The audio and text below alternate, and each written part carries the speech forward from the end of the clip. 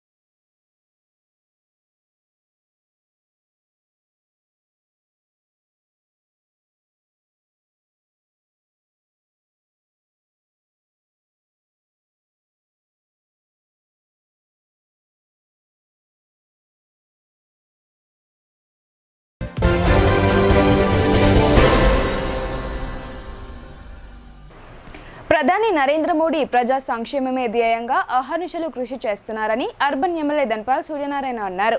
బియ్యం ఎగుమతులు నిలిపివేసి ప్రజలకు అందుబాటులో ఉండే విధంగా ధరను తగ్గించేందుకు ప్రయత్నం చేస్తుంటే కాంగ్రెస్ ప్రభుత్వం ధరలను పెంచి ప్రజలపై భారాన్ని మోపుతున్నారని ఆయన ఆగ్రహం వ్యక్తం చేశారు. జిల్లా కేంద్రంలోని భారతీయ జనతా పార్టీ కార్యాలయంలో జరిగిన మీడియా సమావేశంలో అర్బన్ ఎమ్మెల్యే ధన్పాల్ సూర్యనారాయణ మాట్లాడుతూ కాంగ్రెస్ ప్రభుత్వం రైతు పక్ష పార్టీ అని చెప్పుకుంటూ రైతులను నిలువున మోసం చేస్తుందని అన్నారు. కాంగ్రెస్ అంటేనే రైతు పక్ష పార్టీ అని ఎద్దేవా చేశారు.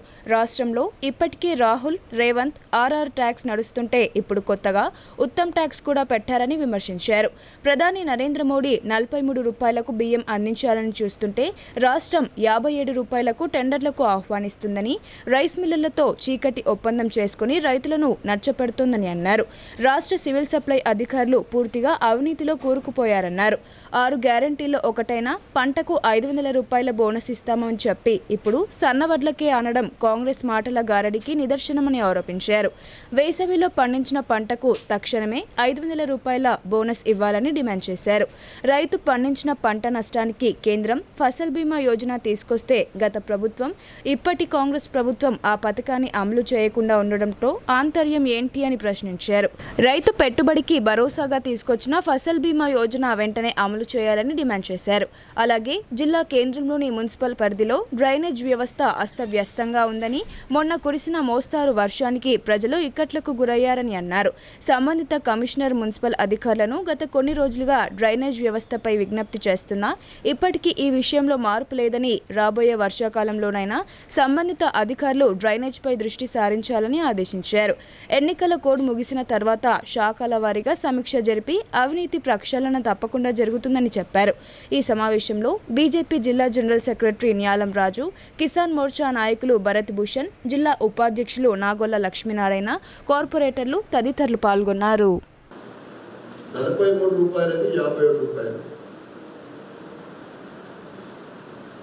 బహిరంగంగా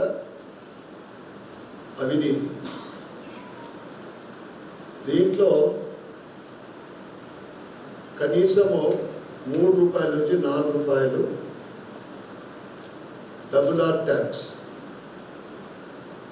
ఆర్తో పాటు ఒకటి యూ కూడా యాడ్ చేశారు.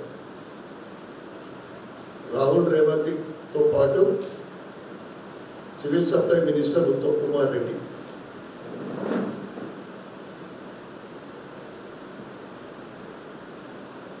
ఇక నిజామాబాద్లో ఉన్న సివిల్ సప్లై ఉన్నతాధికారులు ఎట్లా పాతుకుపోయినారంటే పూర్తిగా వ్యవస్థ అంతా కూడా అవినీతిమయం. దానికి చిన్న ఉదాహరణనే మాజీ ఎమ్మెల్యే బోధన్ షకీల్ 70 నుంచి 100 కోట్ల ప్రభుత్వానికి బియ్యం ఇవ్వాల్సి వచ్చింది. అంటే వరి సేకరణ తర్వాత ఇవ్వలేదు. ఎలక్షన్లు అయిపోయినాయి, ఎటువంటి చర్యలు ఇప్పటిదాకా. ఇక ఏదైతే ఇట్లా రైతుల నుంచి వడ్ల సేకరణ జరుగుతుందో, వడ్ల సేకరణ నుంచి బియ్యం ఇచ్చే వరకు కూడా అన్నింటిలో అవినీతి.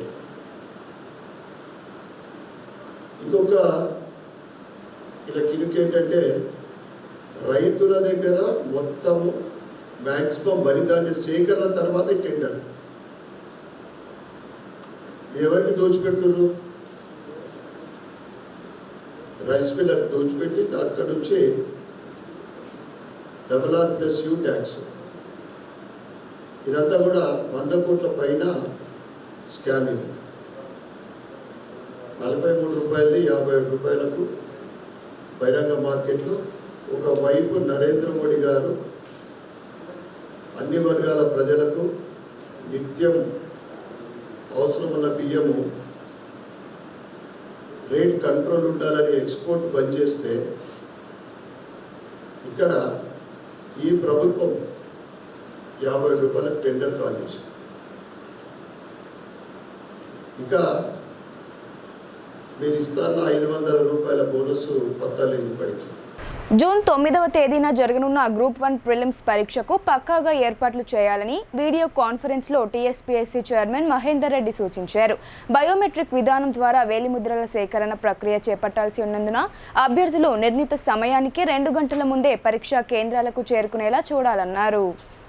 Telangana state public service commission ద్వారా జూన్ 9వ తేదీన జరగనున్న గ్రూప్ 1 ప్రిలిమ్స్ పరీక్ష నిర్వహణకు పకడ్బందీ ఏర్పాట్లు చేయాలని TSPSC chairman M Mahender Reddy సూచించారు. ఆయా జిల్లాల కలెక్టర్లు, అదనపు కలెక్టర్లు, సిపిలు, ఎస్పీలతో ఆయన శనివారం రోజు వీడియో కాన్ఫరెన్స్ ద్వారా సమీక్ష నిర్వహించారు. గ్రూప్ 1 ప్రిలిమ్స్ పరీక్ష ఏర్పాట్ల గురించి, అభ్యర్థులు పాటించాల్సిన నిబంధనల గురించి చైర్మన్ తెలియజేశారు.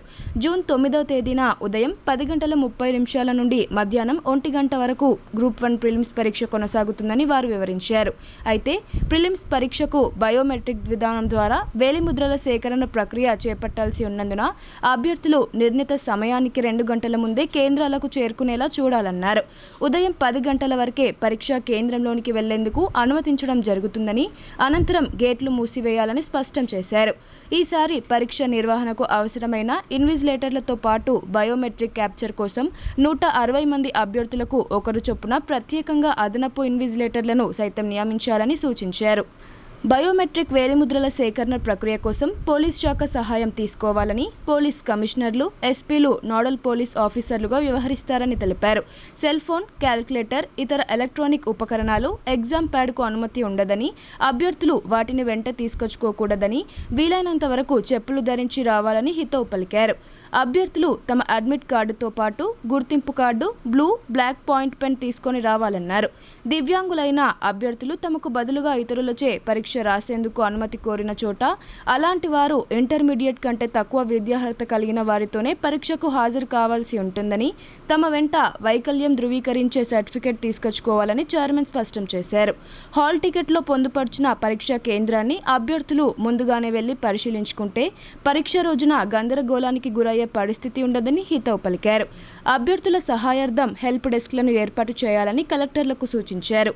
వివిధ ప్రాంతాల నుండి వచ్చే అభ్యర్థులంతా ఉదయం 9 గంటల వరకు పరీక్షా కేంద్రాలకు చేరుకునేలా ప్రత్యేకంగా ఆర్టీసీ బస్సులు నడిచేలా చర్యలు తీసుకోవాలని, ప్రతి పరీక్షా కేంద్రంలోనూ డ్యూయల్ డెస్క్ టేబుళ్లు, పరీక్షా గదుల్లో తగినంత వెలుతురు, సరిపడా లైటింగ్, త్రాగునీరు, టాయిలెట్ ఇత్యాది వసతులు అందుబాటులో ఉండేలా జాగ్రత్తలు తీసుకోవాలని, నిరంతర విద్యుత్ సరఫరా ఉండాలని సూచించారు. పరీక్షా కేంద్రాల వద్ద 144 సెక్షన్ అమలు చేస్తూ పరిసర ప్రాంతాల్లోని జిరాక్స్ సెంటర్లను మూసి ఉంచేలా చర్యలు చేపట్టాలని, అన్ని కేంద్రాల వద్ద మహిళా పోలీస్ సిబ్బందిని సైతం నియమించాలని అన్నారు. చీఫ్ సూపరింటెండెంట్లు, డిపార్ట్మెంటల్ ఆఫీసర్లు, ఇన్విజిలేటర్లు, అబ్జర్వర్లు, సిట్టింగ్ స్క్వాడ్, ఫ్లయింగ్ స్క్వాడ్ తదితరులకు పరీక్షల నిర్వహణ తీరు, నిబంధనలపై స్పష్టమైన అవగాహన కల్పించేందుకు వీలుగా శిక్షణా తరగతులు నిర్వహించాలని సూచించారు.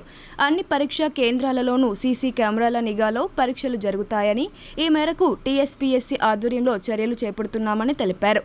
అభ్యర్థులు నిబంధనలను తూచా తప్పకుండా పాటించేలా చూడాలని సూచించారు.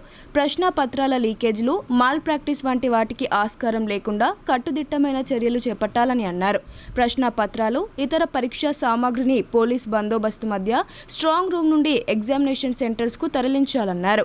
పరీక్షా కేంద్రంలోనికి ఇతరులు ఎవరిని అనుమతించకూడదని, పరీక్షా సమయం ప్రారంభం నుండి ముగిసేంత వరకు పరీక్షా కేంద్రం నుండి అభ్యర్థులతో పాటు ఇన్విజిలేటర్లు కూడా బయటకు వెళ్లకూడదని చైర్మన్ స్పష్టం చేశారు. ఎలాంటి పొరపాట్లు, ఆరోపణలకు తావు లేకుండా ప్రశాంత వాతావరణంలో పకడ్బందీగా పరీక్షలు నిర్వహించేందుకు అవసరమైన అన్ని ఏర్పాట్లు చేయాలని వారు సూచించారు.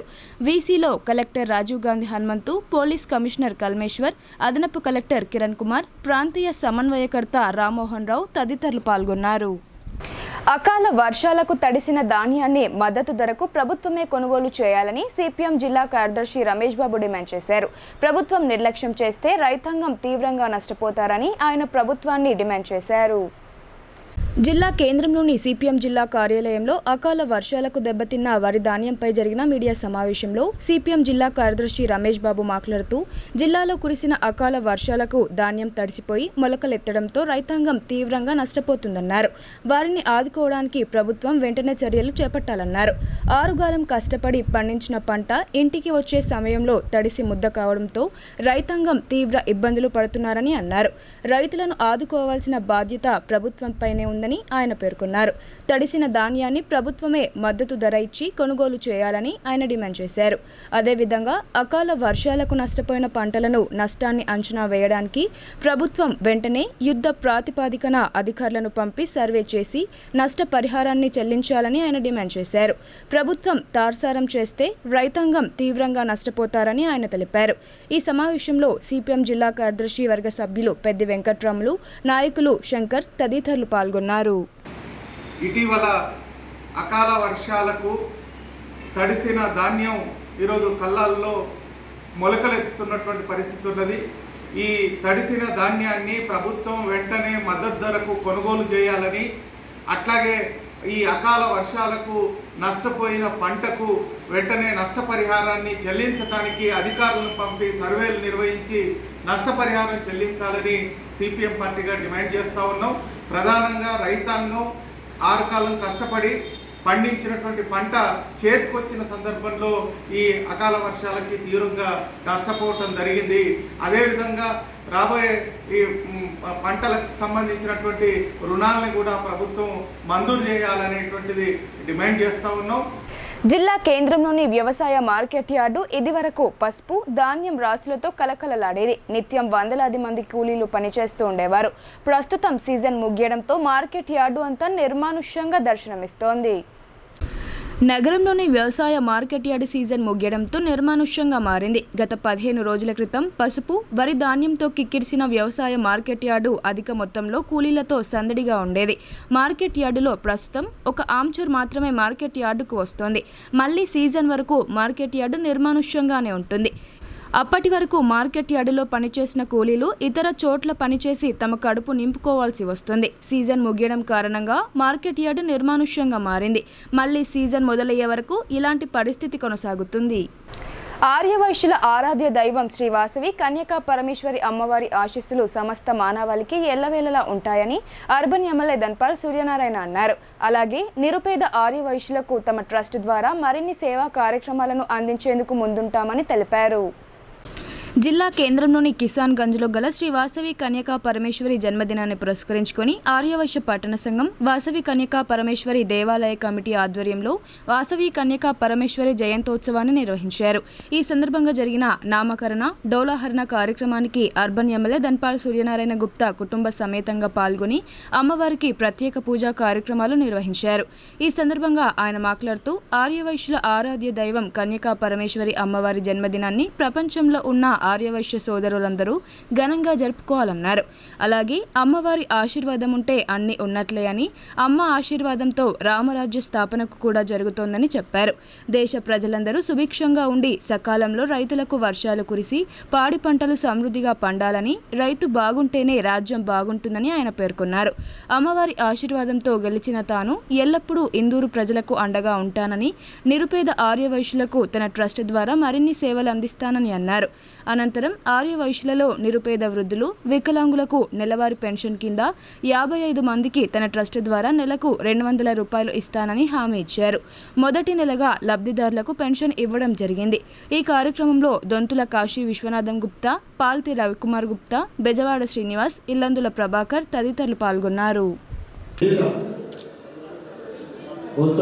అంటే వృద్ధులకు, వికలాంగులకు, వితంతువులు ఈ ప్రతి ఒక్కరికి 300 రూపాయలు నెలకు నిరంతర ప్రక్రియ.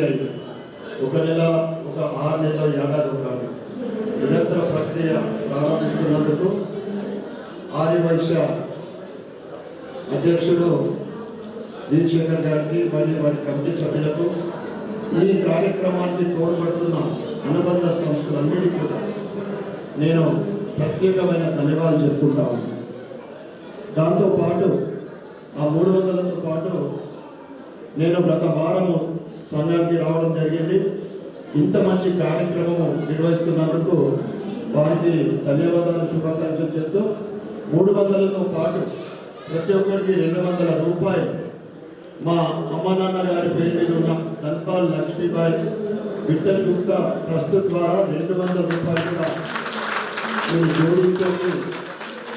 జోడించి ప్రతి ఒక్కరికి 500 రూపాయలు ఇవ్వండి అని నేను చెప్పడం జరిగింది.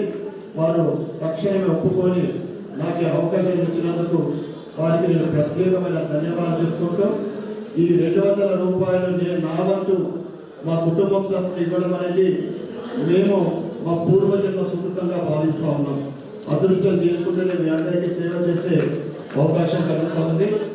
ముఖ్యంగా ఆర్యవైశ్య పేదల గురించి నేను మీ కుటుంబ సభ్యుల ఆశీర్వాదంతో ఎమ్మెల్యేగా గెలవడం జరిగింది. ఆర్యవైశ్య పేదలకు కానీ ఎవరికి ఏది అవసరం ఉన్నా ఈ 500 రూపాయలకే కానీ, ఇప్పుడు నేనైతే ఏదైతే చెప్తున్నానో పేద పిల్లల చదువు కోసం కానీ, హై స్కూల్ లెవెల్లో, ఆ తర్వాత ఆరోగ్య విషయం కానీ, పెళ్లిళ్ళ విషయం కానీ ఏదన్నా అవసరం ఉంటే సంఘం తరఫు నుండి నాకు సిఫారసు చేస్తే నా ట్రస్ట్ ద్వారా సేవ చేయడానికి నేను ఎల్లప్పుడూ సిద్ధంగా ఉన్నానని అందరూ కూడా తెలియజేస్తాను. అదేవిధంగా మీ అందరి ఆశీర్వాదంతో ఇలా తెలంగాణలో ఏకైక ఆర్యవైశ్య ఎమ్మెల్యేగా గెలిపించినందుకు మరి ఒక్కసారి అందరికీ నేను తలవంచి నమస్కరిస్తూ ధన్యవాదాలు చెప్పుకుంటూ, తప్పకుండా ఇందూరు నగర ప్రజలకు నాకు సేవ చేయాలనే అవకాశం నాకు లభించింది. ఆర్యవైశ్యులతో పాటు ఇందూరు నగర ప్రజలకు ఏదైతే నా తరఫున ఎక్స్పెక్ట్ చేసిందో, ఏదైతే కోరుకుంటా ఉన్నారో, సూర్యంగా గెలిపిస్తే నగర అభివృద్ధి చెందుతుందనో, సంఘాలు అభివృద్ధి చెందుతాయనో, సంఘ భవనాలు ఏదైనా కార్యక్రమాలకి తోడ్పడుతుందనో ఏదైతే మీరు ఊహించి నన్ను గెలిపించారో, తప్పకుండా ఈ 5 సంవత్సరాల కాలంలో ప్రజలు నాకు ఇచ్చిన ఆశీర్వాదానికి రిటర్న్ గిఫ్ట్గా నేను సేవ చేసి వారి రుణం తెచ్చుకోవడానికి అమ్మ ఆదర్శ పాఠశాలలకు మంజూరైన నిధులను సద్వినియోగం చేస్తున్నామని పంచాయతీరాజ్ డిఈ రాజయ్య తెలిపారు. విద్యా సంవత్సరం ప్రారంభంలోగా అన్ని పనులను పూర్తి చేస్తామని ఆయన చెప్పారు. రెంజల్ మండల కేంద్రంతో పాటు కూనేపల్లి, కలియాపూర్, బాగేపల్లి, దండగుట్ట గ్రామాలలోని అమ్మ ఆదర్శ పాఠశాలలో జరుగుతున్న మరమ్మత్తు పనులను panchayat deputy engineer Rajaiah, MPDO Srinivas, మండల విద్యాశాఖ అధికారితో కలిసి ఆయా పాఠశాలలను సందర్శించిన ఆయన విద్యా సంవత్సరం ప్రారంభంలోగా అన్ని పనులను పూర్తి చేయాలని సంబంధిత కాంట్రాక్టర్లను ఆదేశించారు. ఆయా పాఠశాలల ప్రధానోపాధ్యాయులు, ఎస్ఎంసీ చైర్మన్లతో మాట్లాడి వేగంగా పనులు జరిగేలా శ్రద్ధ వహించాలని కోరారు. ఈ సందర్భంగా ఎంఈఓ ఈఓ మాట్లాడుతూ ప్రభుత్వం ద్వారా మండలంలోని 18 పాఠశాలలకు 74 లక్షల రూపాయలు మంజూరయ్యాయని తెలిపారు.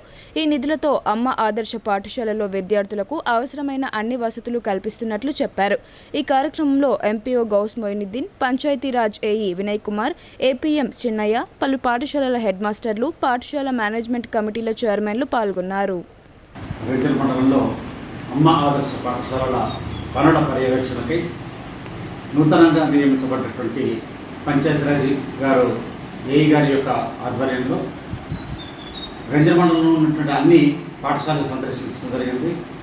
పనులు ఏ రకంగా సాగుతున్నాయి, మరి అక్కడ ఉండేటువంటి డిఓ గారితో, హెడ్ మాస్టర్ గారితో చర్చించి పనులు ఎవరి చేత చెప్పిస్తున్నాం, 4 రకాలైన పనులు చెప్పడం జరిగింది. డ్రింకింగ్ వాటర్ ఫెసిలిటీ కావచ్చు, మేజర్ మైనర్ రిపేర్స్ కావచ్చు, ఎలక్ట్రిసిటీ కావచ్చు, టాయిలెట్ రిపేర్స్ కావచ్చు, ఇవన్నీ కూడా అందరికీ పనులు అప్పగించడం జరిగింది. దీంట్లో డిప్యూటీ ఇంజనీర్ గారు, ఎంపీడీఓ గారు, ఎంపీఓ గారు, వివిధ పాఠశాలల చైర్మన్లు అందరూ కూడా హాజరు కావడం జరిగింది. ఇవన్నీ కూడా మనం సోమవారం నుంచి అన్ని పాఠశాలలో పనులు మొదలు పెట్టడానికి అందరినీ కూడా సమాయత్తపరుస్తుంది. ప్రమాదవశాత్తు ఓ మహిళ ప్రాణం కోల్పోయింది. బట్టలు ఆరవేస్తుండగా విద్యుత్ ఘాతం సంభవించడంతో ఈ ప్రమాదం జరిగింది. తల్లిని రక్షించే ప్రయత్నంలో ఆమె కుమారుడు గాయాల పాలై ఆసుపత్రిలో చేరాడు. వివరాలు ఇలా ఉన్నాయి. ఈ సంఘటన కామారెడ్డి జిల్లా పిట్లం మండలం గౌరారం తాండాలో విషాదం చోటు చేసుకుంది. మంజుల అనే మహిళ ఇనుప వైర్పై బట్టలు ఆరేస్తుండగా కరెంటు షాక్ తగిలి మృతి చెందింది. కరెంటు షాక్ తగిలిన తల్లిని గమనించిన కుమారుడు నవీన్ ఆమెను కాపాడే ప్రయత్నం చేయగా అతనికి గాయాలయ్యాయి. నవీన్ను బాన్స్వాడ ఏరియా ఆసుపత్రిలో చికిత్సలు అందిస్తున్నారు. ఇంటిపై ఉన్న సర్వీస్ వైర్ కట్ అయ్యి రేకుల షెడ్డుపై పడడంతో ఈ ఘటన చోటు చేసుకున్నట్లు కుటుంబీకులు తెలిపారు. బులెటిన్లో ఇప్పుడు షార్ట్ బ్రేక్ తీసుకుందాం. Stay tuned.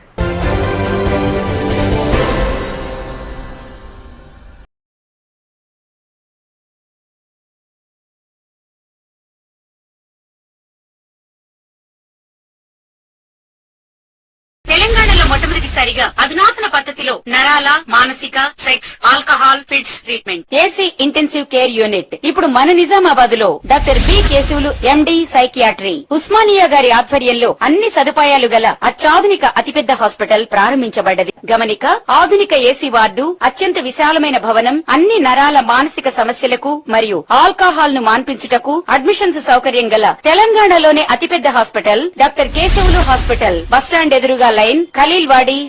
తక్కువ ఖర్చుతో హైదరాబాద్ స్థాయి అత్యాధునిక వైద్య సదుపాయం కావాలనుకుంటున్నారా?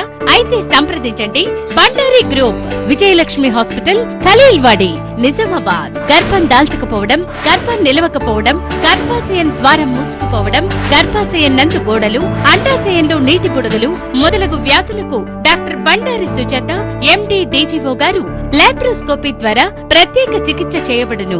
గర్భిణీ స్త్రీలలో ఫిట్స్, అధిక రక్తపోటు, ఆస్తమా, మధుమేహం, ఉమ్మనీరు తక్కువ, ట్యూబ్లో ప్రెగ్నెన్సీ వంటి అధిక ప్రమాదకరమైన కేసులకు చికిత్స చేయబడును. Normal delivery, caesarean section, hysterectomy, tubectomy, laparoscopy, hysteroscopy సౌకర్యం కలదు. పిల్లలు పుట్టకుండా ఆపరేషన్ చేసుకున్న వారికి తిరిగి సంతానం కొరకు సంప్రదించగలరు. అందరికీ అందుబాటులో అన్ని రకాల వైద్య సేవలు కలవు. పరిశుభ్రమైన విశాలమైన గదులు, లిఫ్ట్, అధునాతన ఆపరేషన్ థియేటర్, ల్యాబ్, ఫార్మసీ సౌకర్యం కలదు. ప్రతి శుక్రవారం ఉచితంగా చూడబడును. రాష్ట్ర ప్రభుత్వ ఉద్యోగులకు రీయింబర్స్మెంట్ సౌకర్యం కలదు. సంప్రదించండి doctor Bandari Sujatha, Bandari group, Vijayalakshmi hospital, Rajiv Gandhi auditorium దగ్గర, రెడ్ క్రాస్ బ్లడ్ బ్యాంక్ ఎదురు సందులో, ఖలీల్వాడి, నిజామాబాద్.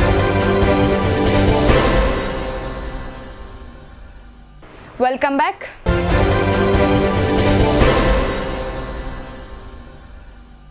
ఓవైపు వేసవి తాపం, పెళ్లిళ్ల సీజన్, మరోవైపు పార్లమెంట్ ఎన్నికల నేపథ్యంలో జిల్లాలో లిక్కర్ అమ్మకాలు రికార్డు స్థాయికి చేరాయి.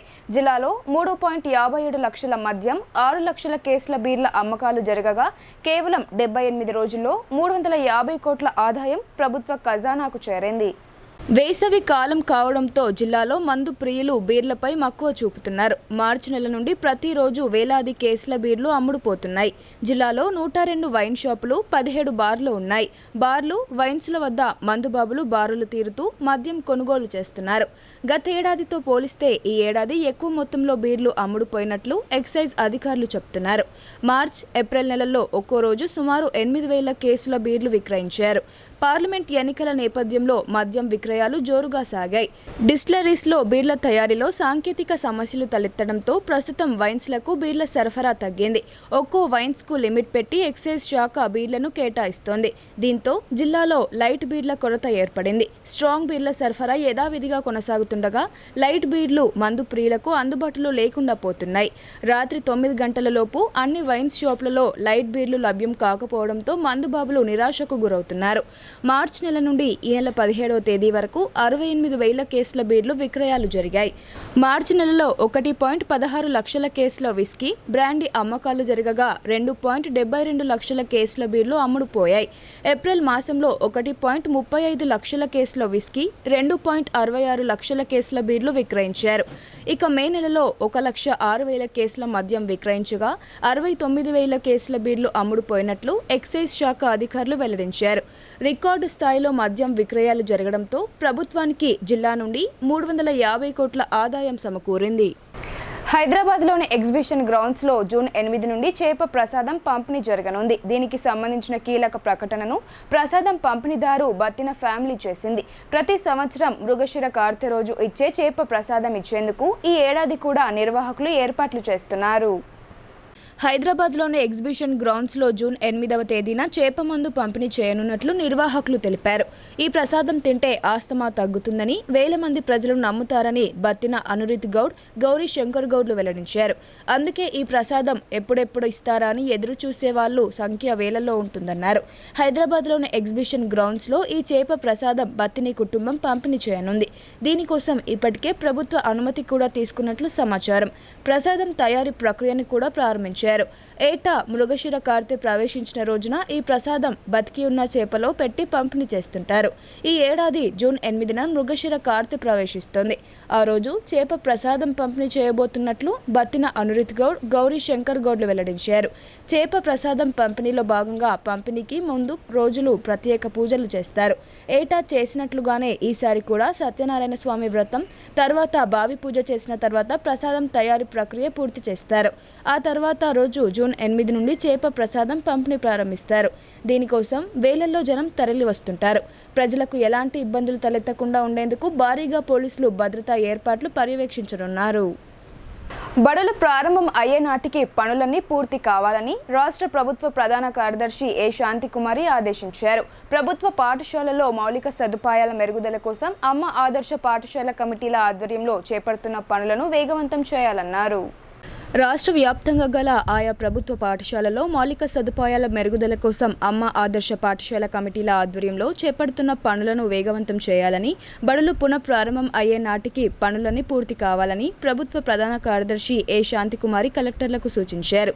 కొత్త విద్యా సంవత్సరంలో బడులు తెరుచుకునేందుకు మరో 20 రోజుల వ్యవధి మాత్రమే మిగిలి ఉన్నందున యుద్ధ ప్రాతిపాదికన పనులు చేపట్టి గడువులోపు పూర్తయ్యేలా ప్రత్యేక దృష్టిని కేంద్రీకరించాలని ఆమె హితవు పలికారు. అమ్మ ఆదర్శ పాఠశాల కమిటీల ఆధ్వర్యంలో చేపడుతున్న పనులతో పాటు ధరణి దరఖాస్తులు, ప్రజావాణి ఆర్జీలు, ధాన్యం కొనుగోలు, సీఎంఆర్ లక్ష్య సాధన అంశాలపై వీడియో కాన్ఫరెన్స్ ద్వారా జిల్లా కలెక్టర్లతో సీఎస్ సమీక్ష నిర్వహించారు.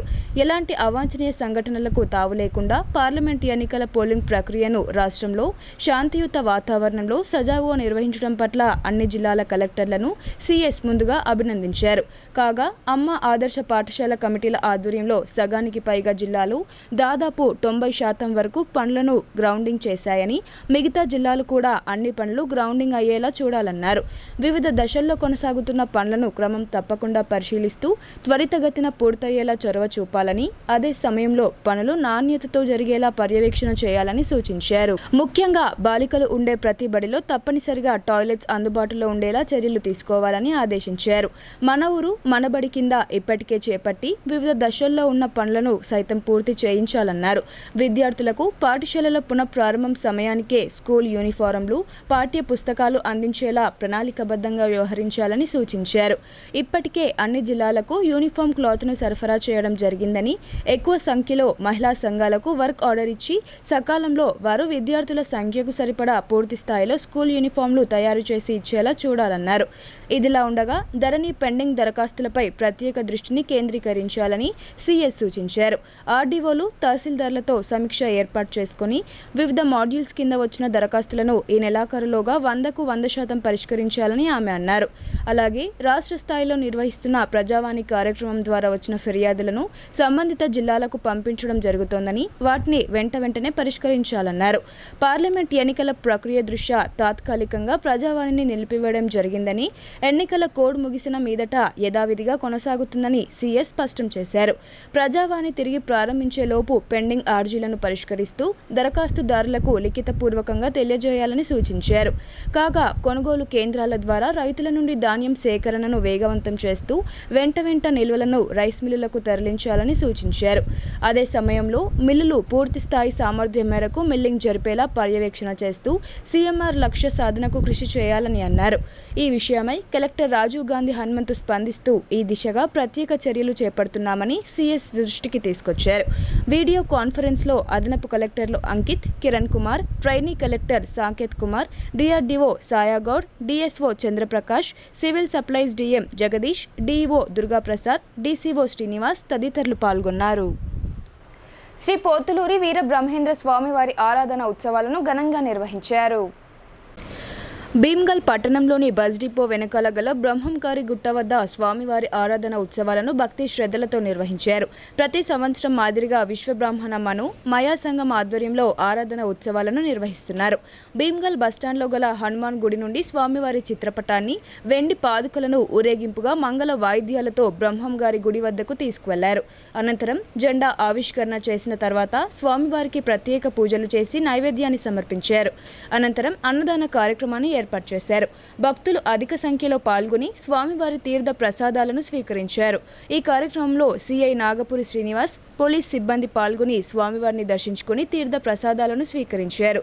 ఈ కార్యక్రమంలో విశ్వ బ్రాహ్మణ సంఘ సభ్యులు పాల్గొన్నారు. ఇప్పుడు కొన్ని సంక్షిప్త వార్తలు చూద్దాం.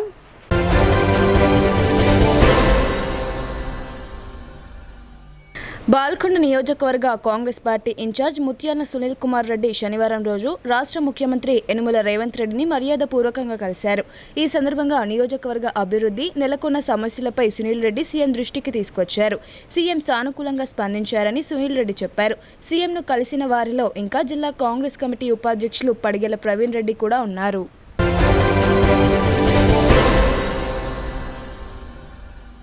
2024 జూలై నుండి నూతన భారతీయ చట్టాలు అమలవుతున్నట్లు తెలంగాణ రాష్ట్ర డైరెక్టర్ ఆఫ్ ప్రాసిక్యూషన్ ఆదేశాలు జారీ చేసింది. ఈ మేరకు నిజామాబాద్, కామారెడ్డి జిల్లా కోర్టులో deputy director of prosecution Lakshmi Narasaiah సమీక్షా సమావేశం నిర్వహించి నూతన చట్టాల అమలు గురించి వివరించారు.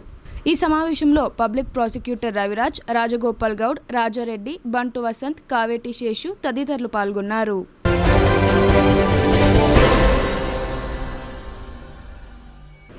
కామారెడ్డి జిల్లా రామారెడ్డి మండలంలోని ఇసన్నపల్లిలో గల శ్రీ కాలభైరవ స్వామి దేవాలయాన్ని జహీరాబాద్ ఎంపీ బీబీ పాటిల్ దర్శించుకున్నారు.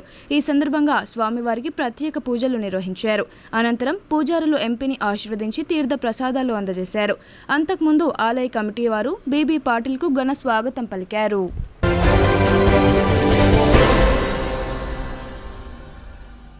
రుద్రూరు మండల కేంద్రంలో గల శ్రీ రామలింగ చౌడేశ్వరి మాత ఆలయంలో శుక్రవారం నుండి వైశాఖ మాస పూజలు ప్రారంభమయ్యాయి. ఈ సందర్భంగా శ్రీ చౌడేశ్వరి మాతకు దేవాంగ కులస్తులు ప్రత్యేక పూజలు చేశారు. ప్రతిరోజు రాత్రి 7:30 ఆలయంలో హారతి, తీర్థ ప్రసాదాల వితరణ కార్యక్రమం ఉంటుందని దేవాంగ కులస్తులు పేర్కొన్నారు. ఈ పూజా కార్యక్రమంలో దేవాంగ కులస్తులు, భక్తులు, చిన్నారులు, మహిళలు పాల్గొన్నారు.